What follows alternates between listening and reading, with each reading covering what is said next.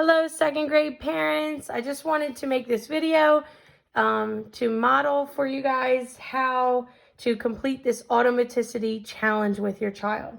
So the first thing you want to do is you definitely want to practice going over the words with your child. So you could either have your child read them or if needed, you could also read them and have your child repeat after you for maybe 2 or 3 rows just to practice these words.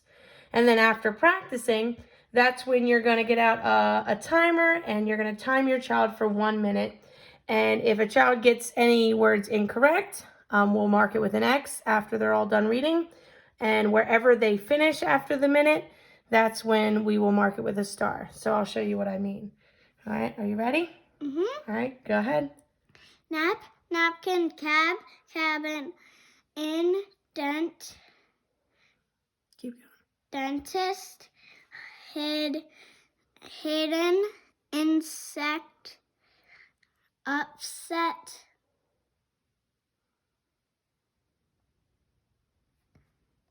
Go ahead. Try your best. victim, Mm-hmm. Go ahead. pumpkin, tenses, sunset, sudden, rabbit pocket, plastic,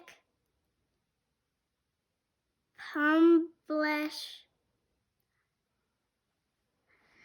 mitten, dent, lesson. All right, so the time is up. So my child ended on lesson, so I'm going to put a star here. And then there was a couple things that we said incorrect here. So the den, you said dent. So make sure you're saying den. And this one was, I think it was victime, I think you said. And it was victim. And then also tennis, you said tennist with a T at the end. So I'm going to put a mark X there. So as you can see, I marked up my child's words that they got wrong. You can talk about it. And then I also put a star next to the word that he ended on.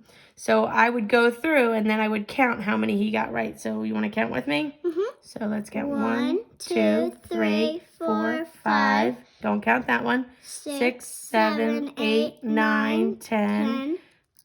11, 12, 13, 14, 15, 16, 17, 18, 19, 20. So then what I'm going to do, down at the bottom, it says time reading 1. I'm going to write 20, the date, and then your partner was mommy. So I'm going to write mommy. Mm-hmm. All right. So then you can do this 2 separate times. If your child reads all the way up to this point and there's no mistakes, that is actually 50 words right here. And if they still have time on the clock and they reach to 50 words, they can go ahead and restart the list.